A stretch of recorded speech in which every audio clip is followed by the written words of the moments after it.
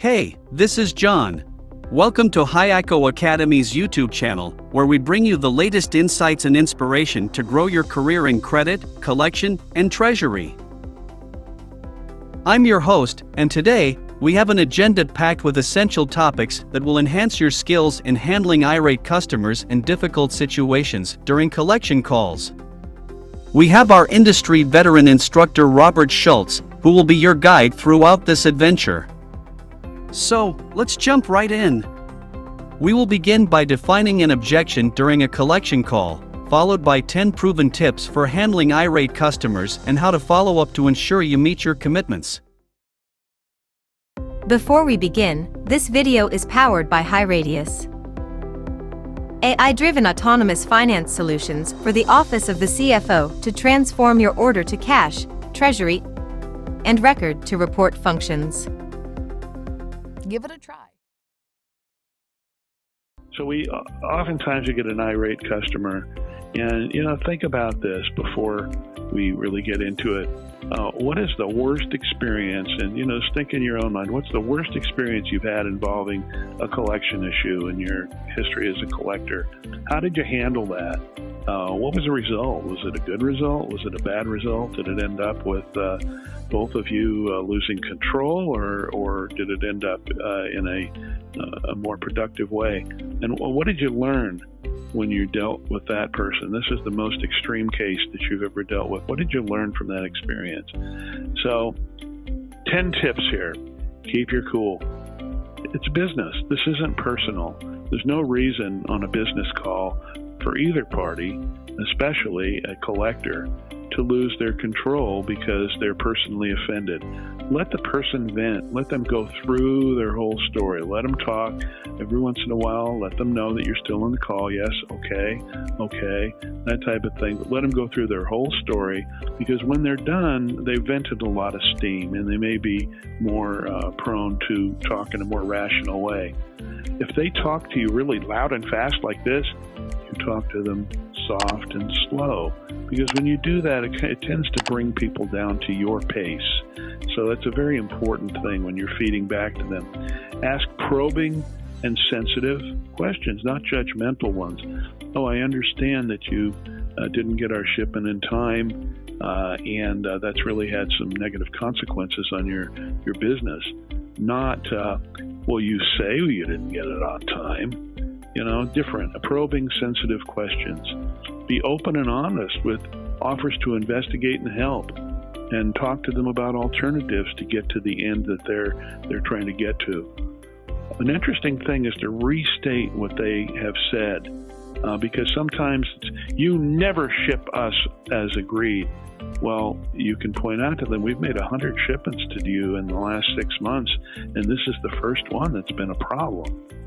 So you restate what they said. You said that we never ship to you on time, or we never ship to you the correct product. And when they hear that, they'll realize how ridiculous what they're saying really is.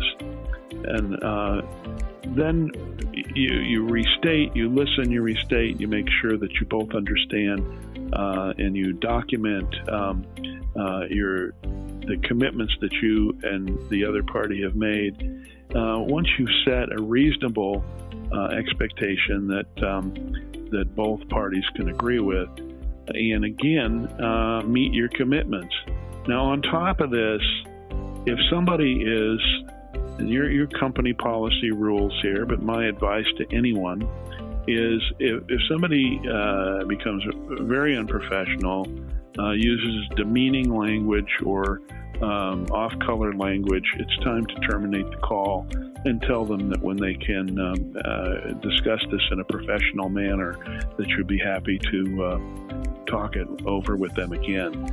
Nobody should be subjected to that. You're credit professionals, and you don't deserve that kind of treatment from anyone. Lastly, follow up and document. Keep all the other people within your company and your customer informed as to what is going on with objections that are delaying payment, and know when to involve other stakeholders. If they're just simply unwilling to pay, You may escalate that to the credit manager or others, maybe even in sales, to let everyone know that they're just unwilling or unable to pay. If there's a dispute, go to the location in your company that can resolve it as quickly as possible. Watch those things. Try to avoid repetitive disputes for the same issue. There's an accounting issue that you're not equipped to answer. Certainly don't try to work your way through it. Make sure that they get an accurate answer from whoever the individual is that can do that. And if you're resolving a past due balance that requires more of a team effort involving other areas such as sales or customer service, logistics, product manager, be sure to involve those people. This is customer service. This is customer-facing activities, and it's extremely important to keep them happy, keep the customers happy. This video is part of the Highako Academy's Debt Collections Calling Skill Certification Program. This online certification program is designed to help you gain the skills to handle deceptive customers and manage your behavior strategically during collections call negotiations. Earn a digital skill badge and certificate once you complete the certification. Check out the link in the description for more information about the skill certification. If you liked what you learned in this video and want to learn more, subscribe to our channel and leave a thumbs up. Which other credit, collections, or treasury topics would you like us to cover next? Tell us in the comments section below. See you in our next video.